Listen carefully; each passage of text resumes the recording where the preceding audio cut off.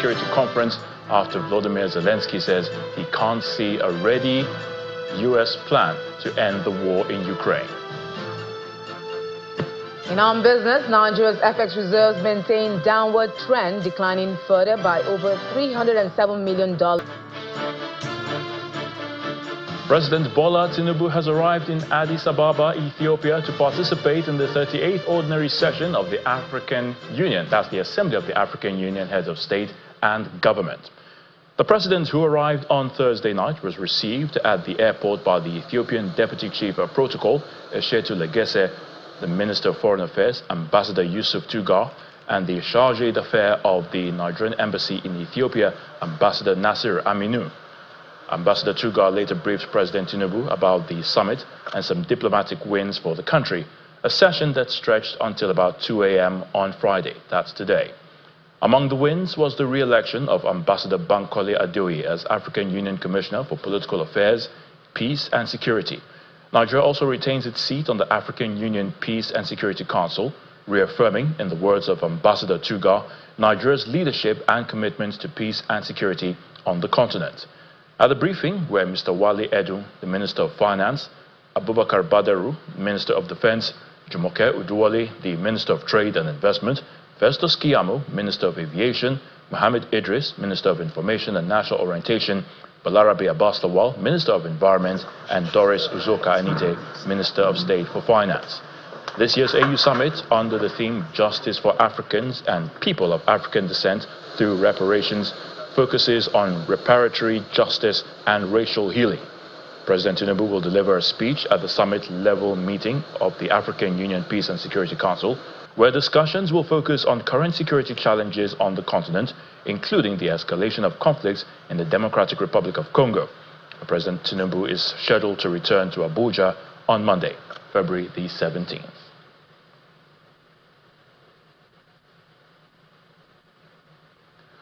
While President Bola Tinubu settles down for the 38th Ordinary Session of the Assembly of the African Union, set to begin tomorrow, the event will see the election of a new leadership that is expected to push for the reform of the global financial structure and political organs. Speaking in Addis Ababa, the Minister of Foreign Affairs, Ambassador Yusuf Tugar, outlined the relevance of the theme of the summit, which is justice for Africans and the people of African descent through reparations. He suggests using the special drawing rights with the International Monetary Fund, IMF, to pay for energy transition on the African continent. The theme speaks to the building of a united front to advance the cause of Africa, and then reparations also. So the starting point for these reforms that Africa is agitating for is the African Union, which is why also there is so much talk about reforming the African Union itself. And these elections that are to take place tomorrow for the leadership of the African Union would be the first step towards further implementation of the exercise that has been going on, but to see more commitment and more vigor in implementing the reform and then taking it up. There's a need to address the injustices that were done, and we're not talking about cash payments to Africa or African countries. We're talking about using that unfair global financial system as it exists to make amends. How do you do that? Take, for instance, special drawing rights with the International Monetary Fund that was utilized during the COVID pandemic. You can use the same thing. It's coming from the International Monetary Fund. It's not a loan, but it's money that African countries can access to fund the energy transition.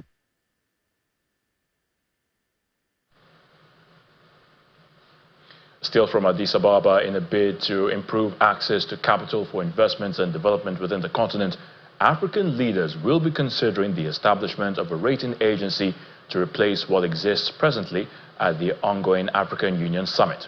The Minister of Information and National Orientation, Mr. Mohammed Idris, said this was vigorously considered at a meeting on the sidelines of the summit and will be a major agenda for the General Assembly of the African Union.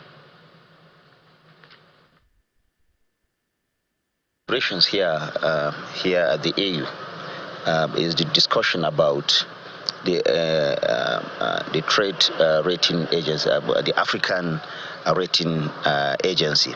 Now, before now, we are all being rated by the Western world, and that limits our ability to access capital for investments, for development around the African continent. So the African nations in the last AU assembly agreed that they should set up what they call the African rating agency that will supplant the one that is being provided by the Western world.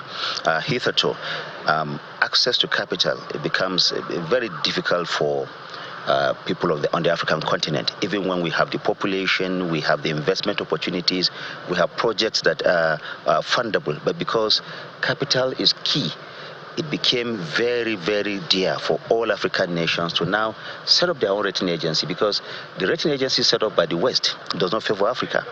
Most of the time, you find investment in Africa suffering because of access to capital. And capital is key in any investment drive that can happen on the African continent. So myself and the Honorable Minister of Finance and the Coordinating Minister of the Economy, leading the team, went to represent President Bola Ahmed Tinubu, where a strong case was made by world leaders, African leaders, and all of them coming together to say that there's the need for that rating agency to be set up. And I think this is a major agenda for the General Assembly of the African Union, and we hope that we'll see that through. Away from the AU summit and back here in Nigeria, it's a known fact education is the bedrock of any society or nation that seeks to further its dream of meaningful development. When that happens, the future of children and even young adults is secured. This has prompted Vice President Kashim Shettima to emphasize the need for more investments in education in northeast Nigeria to help combat insecurity and other socio-economic challenges in the region. He stated this during a meeting with officials from the Northeast Development Commission led by the Minister of State for Regional Development at the Presidential Villa, Abuja. Our State House correspondent, Emperor Sami, reports. The Vice President is meeting the management of the Northeast Development Commission and the Minister of State for Regional Development to get an update on the Accelerated Senior Secondary Education Program ASEP project being implemented in Northeast region.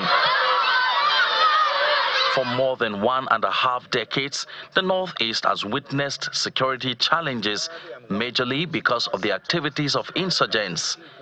Aside from the thousands of lives lost, livelihood has been disrupted in the region, with millions displaced from their ancestral homes.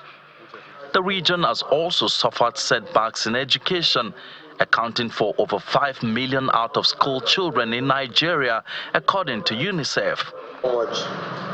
The visitors briefed the Vice President on some of the progress being made through the ASEP projects. As of today, we have already established 18 mega schools in the Northeast, one per East and West district. And we also established 18 ICT training centers to train the populace in that area. In addition to we have built halls, laboratories, and other facilities across all the Northeast state. The Vice President commends NEDC for the interventions, but calls for more investments in human capital development of the Northeast. Education is the greatest leveler. Through education, the son of a peasant can be a celebrated icon. In other parts of the world, they are embracing digital educational tools because of the numerous benefits it offers, from improved knowledge retention to personalized learning to increase accessibility, because BR handset enables students to engage in remote learning. And by investing in education, NEDC is writing its name in gold. I would like to maintain the tempo, to drive the process so that other upcoming regional development commissions can copy from your giant strides. Beyond the Northeast region, the Vice President assures of the current government's efforts towards promoting the development of the entire country. From the presidential villa, Emperor Simon channels television news. Nigeria's correctional facilities are filled with loads and loads of prison inmates, most of whom are even awaiting trial. For this reason, the Inspector General of Police, Mr. Kayode Egbetukun, is pledging the commitment of the force to assist the Nigeria Correctional Service in decongesting the nation's custodial facilities. Speaking in Abuja while playing host to the Acting Controller General of the Nigeria Correctional Service, Mr. Egbetukun says the police will ensure diligent prosecution of cases in order to reduce the increasing number of awaiting trial inmates. He also pledged to oversee the welfare of police personnel as he played host to officers of ASP Course 22 led by the Force Public Relations Officer, Olumuyiwa Adejobi.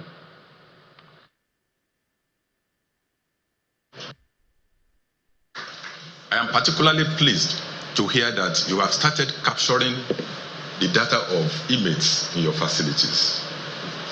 The Correctional Service is a cesspool of intelligence for us in Nigeria Police. We have written to you for data sharing, and I want to commend you and appreciate you for promptly attending to that our request.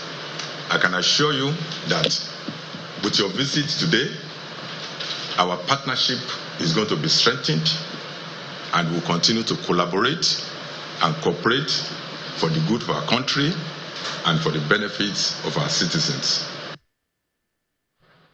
In part two, after the break, some members of the All Progressives Congress in Imo State resigned from the party. Please stay with us.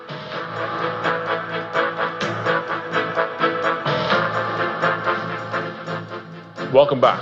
If you've just joined us, you're watching the news at 10 on Channels Television, broadcasting live from Lagos. A reminder of our top stories.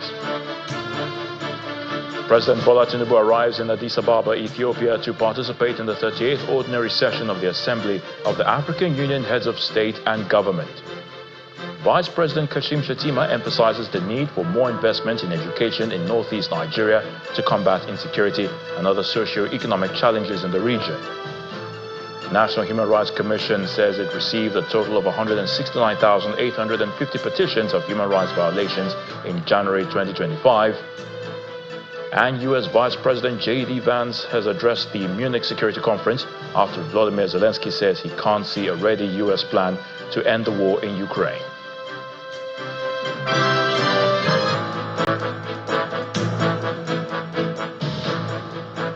Whenever we talk about human rights, we talk about a universal concept that we have simply because we exist as human beings, and they are not granted by any state. Yet, it appears humanity is still far from achieving this goal despite attempts by the United Nations to make this a reality with its Universal Declaration on Human Rights, which Nigeria is a signatory. It will sound shocking that the National Human Rights Commission, the NHRC, has received a total of 169,850 petitions of human rights violations for January 2025 alone. The Executive Secretary of the Commission, Mr. Tony Ojukwu, disclosed this during the presentation of the January 2025 Human Rights Situation Dashboard in Abuja. According to Mr. Ojukwu, the complaints are mostly against security agencies and they reflect the present violations of human rights in the country. He adds that the Commission has received reports of the resurgence of Boko Haram in the northeast, banditry and insurgency in the northwest, and violence and criminalities in the southeast.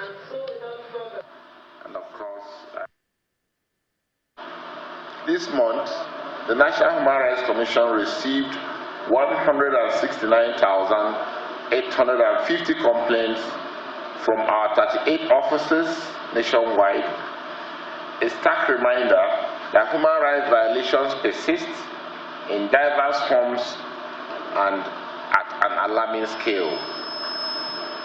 Each of these complaints represents a person, a family, a community seeking justice, accountability, and relief. The complaints and our observatory show us that the human rights ecosystem continues to be challenging. In the northeast, we are seeing the resurgence of Boko Haram, and in the northwest, banditry and insurgents continue to challenge our communities. Violence and criminalities in the southeast are assuming alarming dimensions, all impacting on human rights. Every stakeholder in the Nigerian project recommit itself and the entire nation to realizing the human rights of every girl, every woman, every boy, or every man in Nigeria.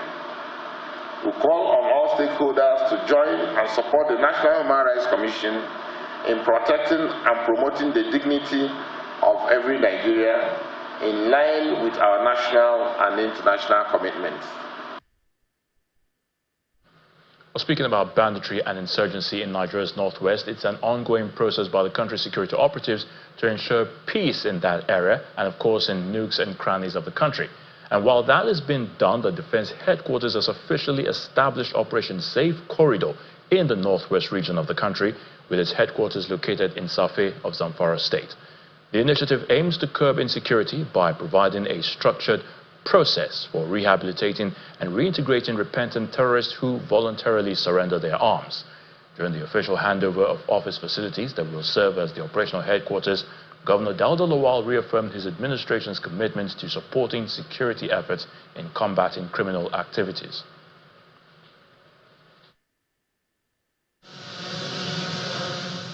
The Nigerian military is adopting safe corridors to offer a pathway for former insurgents and bandits to be reintegrated into society.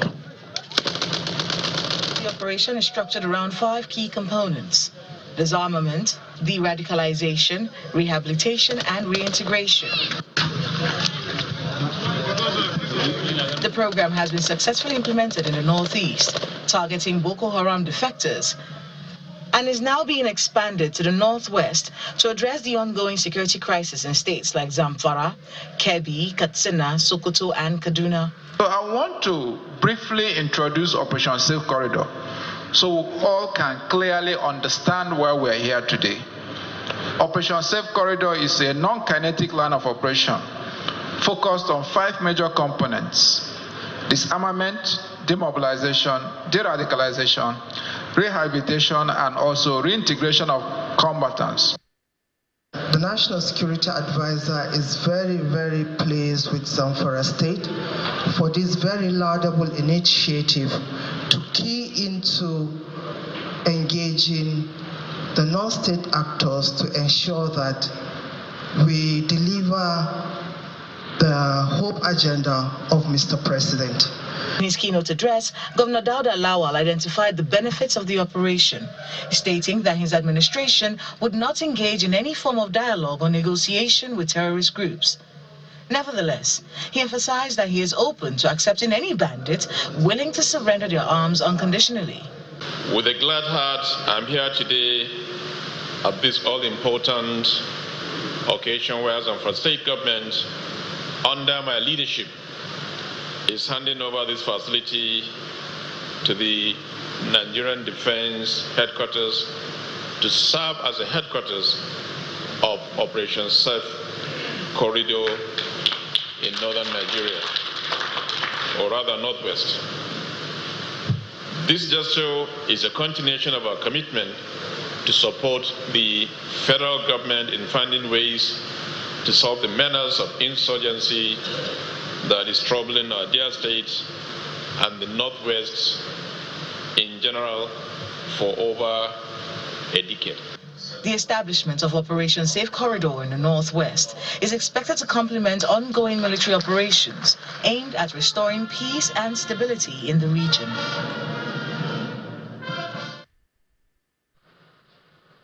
Some cheery news for anti-corruption crusaders in the country. Chairman of the Economic and Financial Crimes Commission, the EFCC, Mr. Ola Olukoyede, has announced a 5-point rise by Nigeria in the Transparency International rating for the fight against corruption.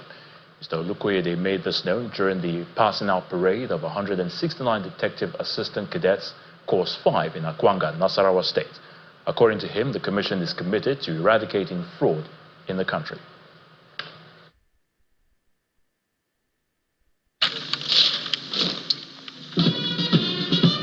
This is the passing out parade of 169 Detective Assistant Cadets Course 5 of the Economic and Financial Crimes Commission Academy in Nasarawa State.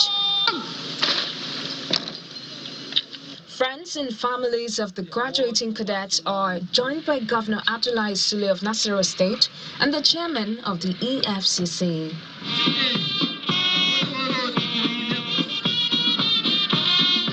The event marks the successful completion of 6 months of training for 169 cadets who have been taken through the drills of intelligence gathering and basic law enforcement courses, amongst others.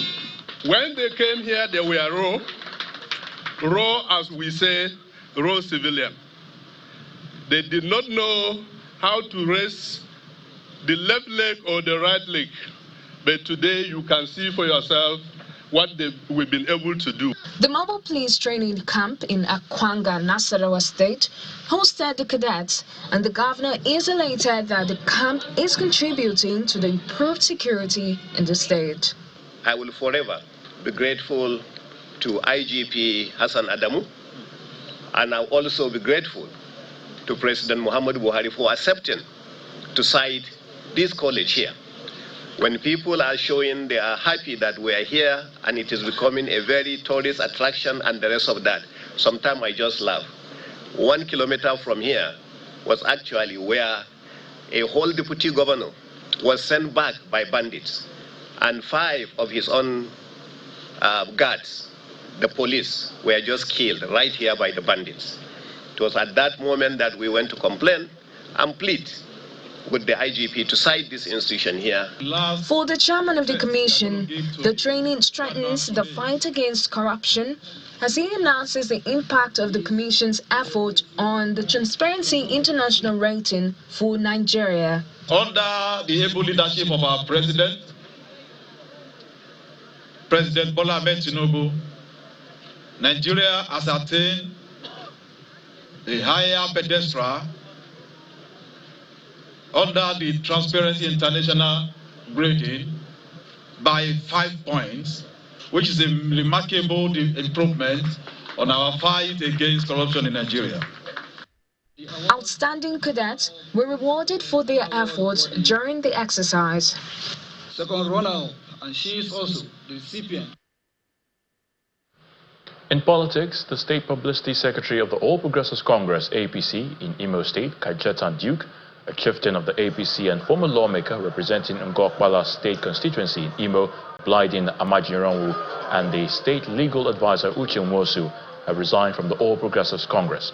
Addressing a joint press conference in Owerri, the Imo State capital, the former APC chieftains thanked President Bola Tinubu, Imo State Governor Hope Uzodinma, and the APC chairman in the state for their support and opportunity given to them to serve in the party.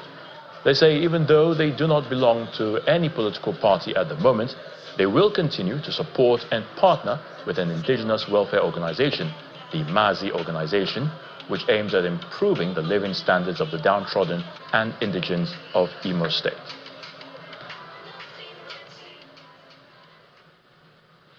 To some sad news now. Foremost nationalist, elder statesman and leader of the Pan-Yoruba Socio-Cultural Group, Afenifere Chief Ayo Adebanjo, has died at the age of 96. He died peacefully at his residence in Lekki, Lagos State this morning of Friday, February the 14th. The family confirmed his passing in a statement issued today. He is survived by his 94-year-old wife, Chief Christy Ayo Adebanjo, children, grandchildren, and great-grandchildren. A condolence register has been opened at his residence in Lagos, that's number 8 Ayo Adebanjo Close, Lekki Phase 1, and his country home in Isayagbo near Ijebode, Ogun State.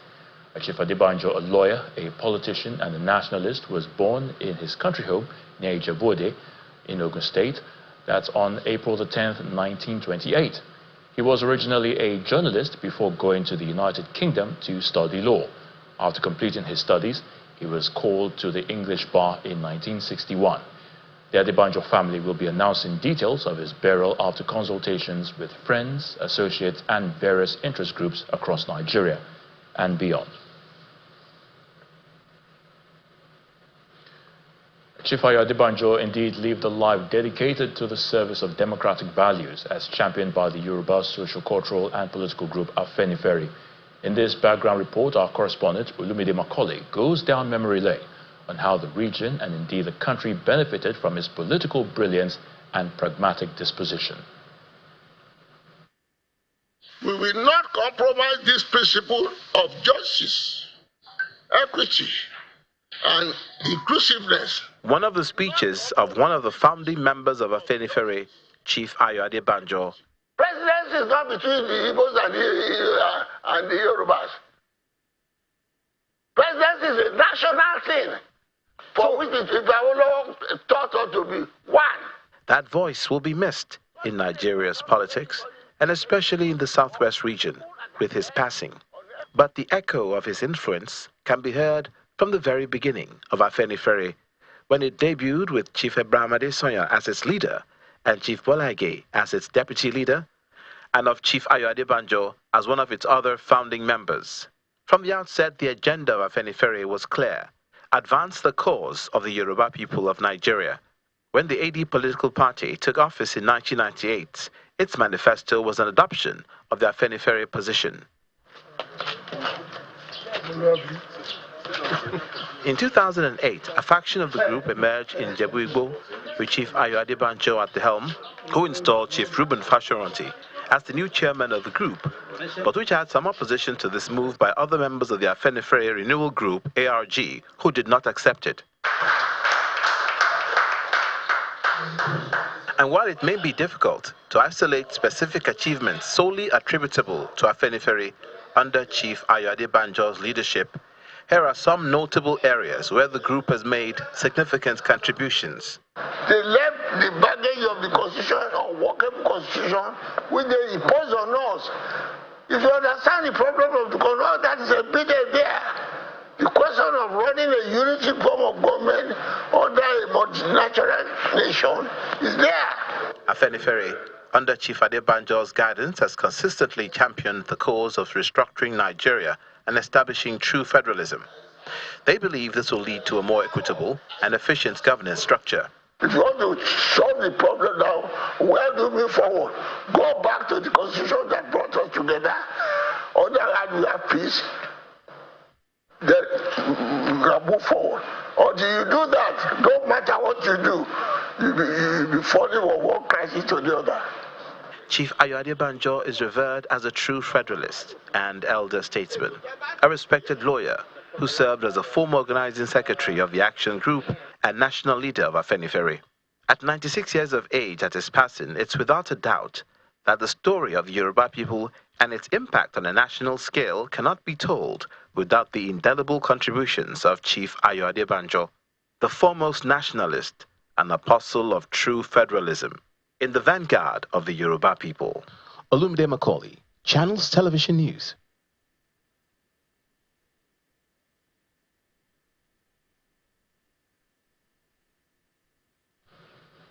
Still ahead on the news at 10. Nigeria's FX reserves maintain downward trend, declining further by over $307 million. That's on Business News. Please join us again. Let's now head to the nation's capital, and Victoria Lonjon is standing by to give us the latest from our Abuja studios. Over to you, Victoria. Thank you, Ayo. The Minister of the Federal Capital Territory, Mr. Nyesom Wike, says his administration will only award projects to competent contractors who have the capacity to deliver on their contracts. Mr. Wike was speaking during an inspection tour of some ongoing projects in the nation's capital, such as the Apo Road construction and the Udu Road extension. He expressed optimism for the speedy completion of the two projects by May 2025. One of our polls, the CGC has compensated that they are working very hard. You can see the speed of work. They are going to complete it by May. God willing, it's just what time it has to do with the compensation issue and the resettlement of the communities involved. But now that that has been done, They have mobilized seriously. I believe that of Apung. Also here, the company Salini had also said that they are working very hard to see that they hand over by the end of May. Looking at the beach, you can see it's a serious work.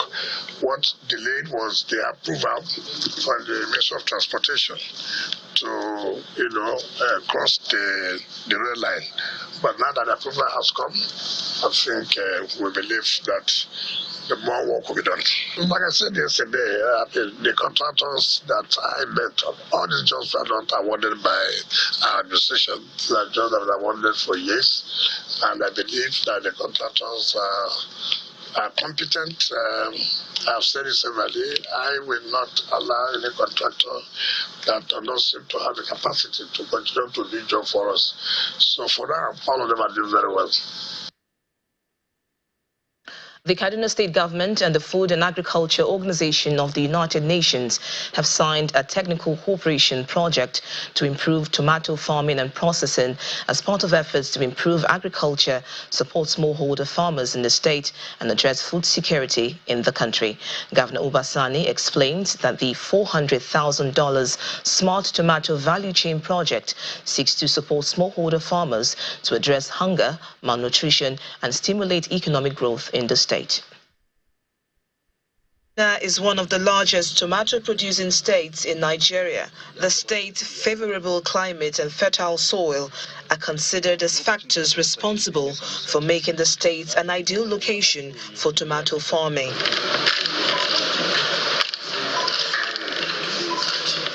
The state government and the United Nations Food and Agriculture Organization are entering a strategic partnership aimed at boosting tomato production, reducing post-harvest losses, and empowering local farmers to improve their productivity. This GCP, Your Excellency, was conceived to see if we can address the issue of productivity of tomato. When I say productivity, production. And then helping to invest in some process that will empower the farmers.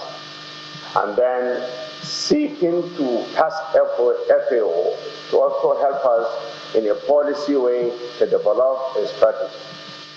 By improving the tomato value chain, we will create more jobs, particularly for women and young people, empower them with stable income and economic independence. Nigeria accounts for 10% of Africa's total tomato production, and with an annual production of 2.3 million tons, Kaduna State is recognized as Nigeria's top producer. The agreement is considered a commitment of the Kaduna State government to enhance agricultural development and food security. The state government will be ready to commit the necessary resources to enable seamless implementation of this support. Kaduna State is one of the leading tomato producing states in the country. Today, as I was speaking, like I said, we are number one. I will continue to remain number one. The governor also highlights the impact of strong partnership in accelerating agricultural growth and transformation in the state. This partnership will improve the production capacity and income of our tomato farmers, reduce poverty, improve our economy, and enhance livelihoods. Under the agreement, smallholder farmers will be given support to key into the tomato value chain, and the state government is committing to providing the necessary resources, infrastructure, and services to make the project a success. That's it from the nation's capital. It is now back to Ayo for the rest of the news at 10. Thank you so much, Victoria. The Minister of State for Industry, Senator John Eno, has assured industrialists in the country that the federal government will continue to assist players in the subsector to achieve their potentials. He gave the assurance as he was received by the management of Coleman Wires and Cables at the company's Shagamu factory as part of his tour to promote industrial growth, foster innovation, and support the private sector, which serves as a key driver of economic development. The minister arrives at the premises of Coleman Wires and Cables at the company's Shagamu factory, received by top management. After a brief exchange of pleasantries, the minister is taken round the complex to see what has been put in place in terms of machinery and equipment. This visit is part of the minister's tour to see the progress made by players in the nation's industrial space and how the government tends to work with them. As Minister of State for Industry, I've already committed to being the champion for industry. The industry players, the manufacturers themselves, have to see how much they are willing to collaborate and to partner with the minister and with government. Managing Director, Coleman Wires and Cables, George Onafowoko, who takes the minister around the factory, thanks President Bola Tinubu for creating an arm in his cabinet dedicated to the industrial sector. We thank the president sincerely that he has given us hope. It's renewed hope, but renewed hope for the whole industry, not only for Coleman, for Nigeria, that we are now in the era of renewed hope in industry. The minister goes ahead to commend Coleman Wires and Cables for making Nigeria proud. I'm at Coleman, and I've listened to the MD. It's a truly wholly Nigerian company that is doing and having products that beat even the world's best products in this sector. So first, we are encouraged and we are happy, because that is the Nigerian brand that is being promoted. And everything government needs to do to support it, government will have to support it. The coming of the minister to see operations of the company firsthand attests to the government's commitments to the growth of Nigeria's economy through collaborations that foster progress. Blue Seal Energy Group has launched a new chemical production plant in the Bejuleki area of Lagos. The managing director of the group, Mr. Doyle Edeni, says that the facility will produce essential chemicals locally, reducing reliance on imports and boosting Nigeria's industrial sector. Mr. Edeni is also confident that the plant will have a positive impact on the Nigerian economy by creating jobs, increasing local production of chemicals, and potentially leading to exports in the future. Step at this factory. It's a landmark day for management and staff of Blue Seal Energy Group, as the company is set to commission an ultra-modern specialty chemicals factory. The company, which has been in existence for over a decade, is looking to bring about positive change to the Nigerian energy sector. A standing ovation to Dr. Doyle Edeni for his opening speech. The founder and managing director of Blue Seal Group, Mr. Doyle Edeni, is confident that the factory will grow various sectors of Nigeria's economy. The establishment of this factory will not solve all of Nigeria's problems, but it will begin to chip away on the fact that we have placed ourselves as a consumer of everything. In terms of research and development, we have set up this place not just as a profit-making venture. You will see that we built even hostels that we are going to be using to accommodate some young students from Nigerian universities that will be coming to do internship and to understand what chemical engineering is all about here. The final phase of our rollout plan here is to establish, as I said earlier on, robotic manufacturing. We believe this is going to help us to be able to teach the up-and-coming engineers what it means to manufacture in a lean manner, with focusing on effectiveness and efficiency. The president of R&F Industries Limited, Mr. Thomas Mwangi, commends Blue Seal and says the facility is what Nigeria's energy sector needs. This facility represents a major step forward for Nigeria. It will reduce dependency on import, lower costs for oil and gas operators, create multiple direct and indirect jobs, and probably as important, it will position Nigeria as a hub for chemical innovation and manufacturing. Afterwards, the management staff and invited dignitaries carry out the official commissioning of the factory and take a tour of the facility. Blue Seal Energy Group are hoping to pave the way for much-needed development in the Nigerian energy sector. Willie Bong is standing by to give us the latest in the world of business. Will?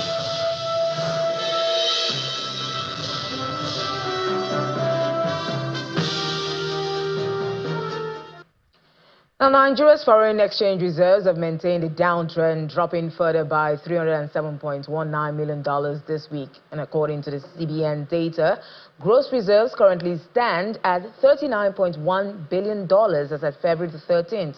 Despite the decline, analysts expect FX market liquidity to remain strong in the short term, supported by attractive carry trade opportunities and a relatively stable naira. From there, we're checking on the domestic stock market, which recorded a negative close today, losing the 109,000 level hit on Thursday. John Mekwa has the details.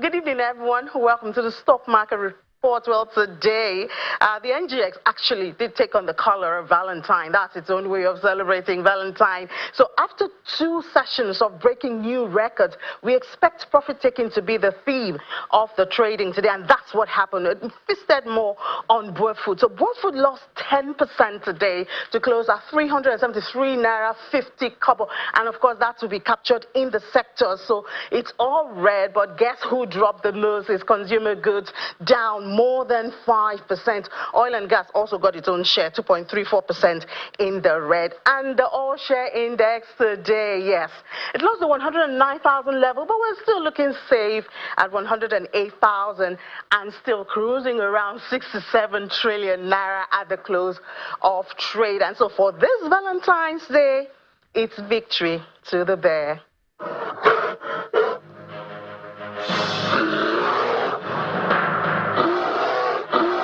And that's it on business. It's back to Ayotunde for the rest of the news at 10.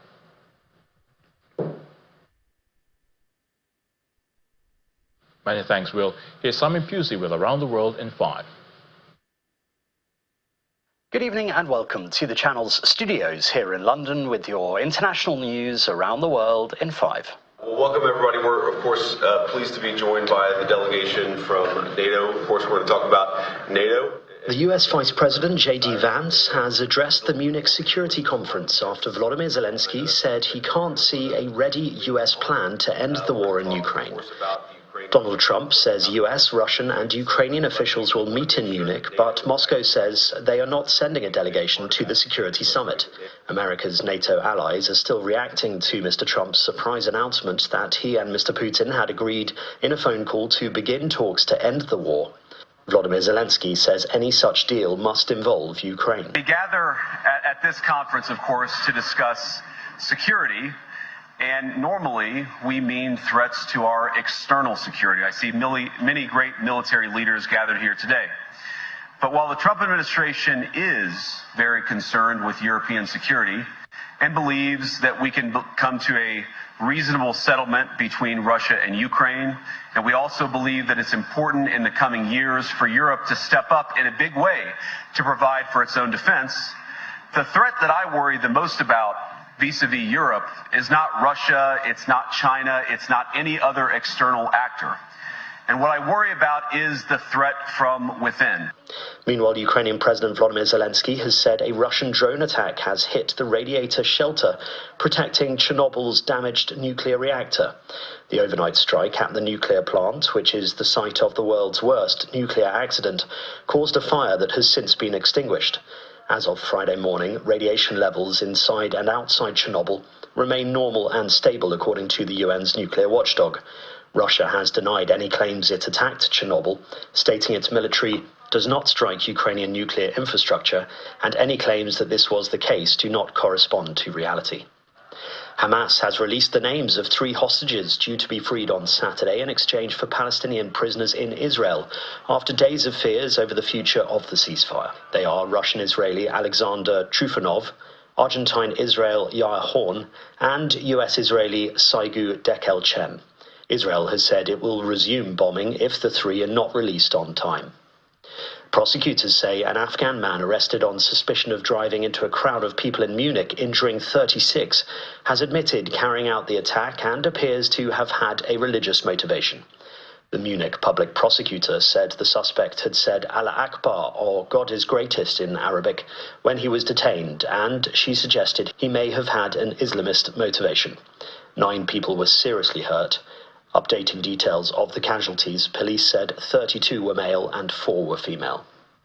A new study has found that infant mortality rates have increased in US states which have enacted abortion bans, following the landmark ruling overturning the nationwide right for women to access the procedure. According to researchers, there were an estimated 478 infant deaths across 14 states, with bans or heavy restrictions after 6 weeks of pregnancy, which they say would not have occurred had they not been in place. In its 2022 ruling, the US Supreme Court reversed its 50-year Roe v. Wade decision, which had protected a woman's constitutional right to terminate a pregnancy up until the point of fetal viability around the 24th week. A popular Congolese musician has been killed while filming a music video in Goma, which was overrun by M23 militants, after releasing a song condemning the rebel occupation of the city. The body of Delphine Katembo Viniwasiki, better known as Delcat Adengo, was found in a street. He was a critic of all sides in the conflict, and among hundreds of inmates who escaped from a prison in Goma after the militants seized the city last month. Pope Francis has been admitted to hospital in Rome to undergo treatment and tests for bronchitis. The Pope has had bronchitis symptoms for several days and has delegated officials to read his prepared speeches at recent events. And a humpback whale briefly trapped a kayaker in its mouth off Chilean Patagonia before quickly releasing him unharmed. Adrian Simoncass was kayaking with his father, Del Simoncass, when the massive whale suddenly surfaced, trapping the young man and his yellow kayak in its mouth for a few seconds before letting him go. Del, just meters away, captured the moment on video while encouraging his son to stay calm. "I thought it had eaten me and swallowed me alive," Adrian said afterwards. And that's your international news around the world in 5. Now back to the channel's studios in Lagos.